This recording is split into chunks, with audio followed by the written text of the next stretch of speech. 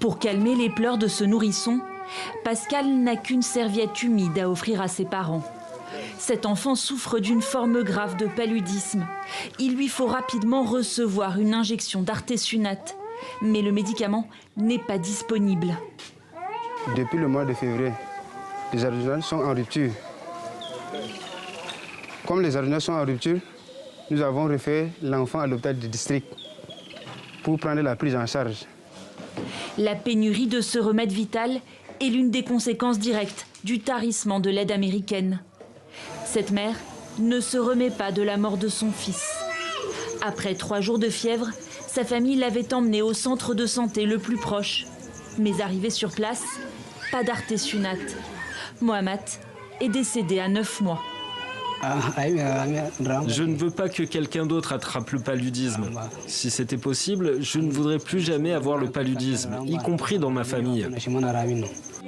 Face au fléau mortel, ces villageois se retrouvent totalement désarmés. Jusqu'ici, des agents de santé communautaires, financés par les États-Unis, se rendaient de village en village pour détecter les cas de malaria. Aujourd'hui, la quasi-totalité ne travaille plus. Résultat, les décès explosent. Morte en juillet, à l'âge de 5 mois, la fille de Djida et Daouda aussi aurait pu être sauvée.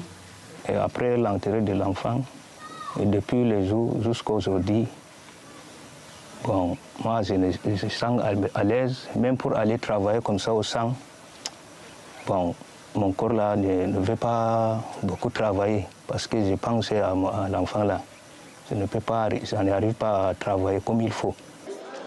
Lancée en 2005 par George W. Bush, l'initiative présidentielle contre le paludisme avait pourtant permis de diviser par 2 le taux de mortalité. Un programme que Donald Trump a décidé de suspendre dès son arrivée à la Maison-Blanche. 1 mois plus tard, une dérogation limitée est toutefois accordée pour les activités vitales sur le paludisme.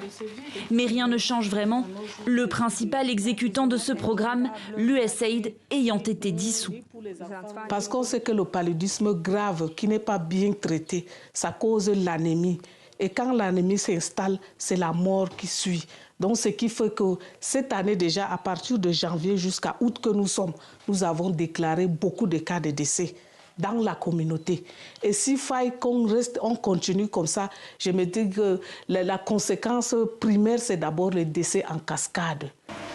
Alors que les contaminations atteignent chaque année un pic entre septembre et octobre, les autorités sanitaires sont inquiètes. Nous allons recevoir en ce moment un peu de 200 000 ampoules d'artésunate injectables. Or, les besoins en termes par trimestre de la région tournent autour de 350 000 ampoules. Ça fait donc que vous constatez que cet intrant ne pourra couvrir qu'une partie du trimestre 4 qui se prépare déjà. Pour le père de famille, les progrès réalisés ces dernières années dans la lutte contre le paludisme n'auront été d'aucun secours à son fils.